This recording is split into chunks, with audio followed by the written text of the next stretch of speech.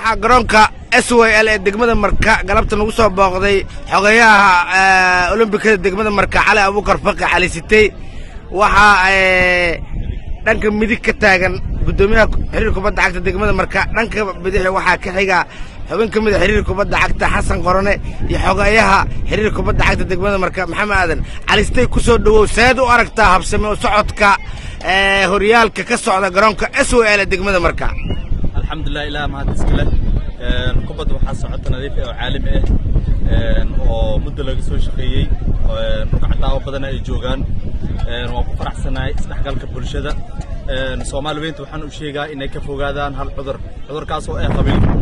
إنك فوجادان قبيل يو هذا الدك الله كلا قاضو سبورتي مقالة مركز رأسية هي قربها إسهيسنا ولا له إني أنا جا وأكن قربها إسهيسنا yaa laga shaqeyn wararka in loo dadka loo kala qaado mahad walaalkeyga waaye xasan walaalkeyga maxmed walaalkeyga waaye kelmada la ilaaha aan ku walaalownay waxaan ku walaalownay hadana isboortiga magaalada Marka kor ay socdaa weligiisna waa sii socdoona anagana waa ka shaqeeynaa haween iimaan anigoo ku hadlaayo xogayaha Olombikada degmada Marka Cali Abuukar Faqi Cali Sitey si wacan ayaa la soo dhaweeyay balooniga waa socdaa labada koox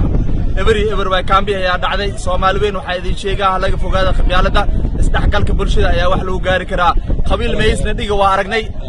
in magaalada siday noqotay qabiil heer ma lagu gaarayo waxaan wax ku gaaraynaa inaan garbaha isqabsano oo walaal ahaano aad u maasiya gudoomiye السلام عليكم ورحمة الله وبركاته وحاول ما أنتم كسر ويننا ولكن غالي على ستي ونوجي مد معركة حافظ ورسيد أهلا معنا قدوميها حاجة حلوة Olombikada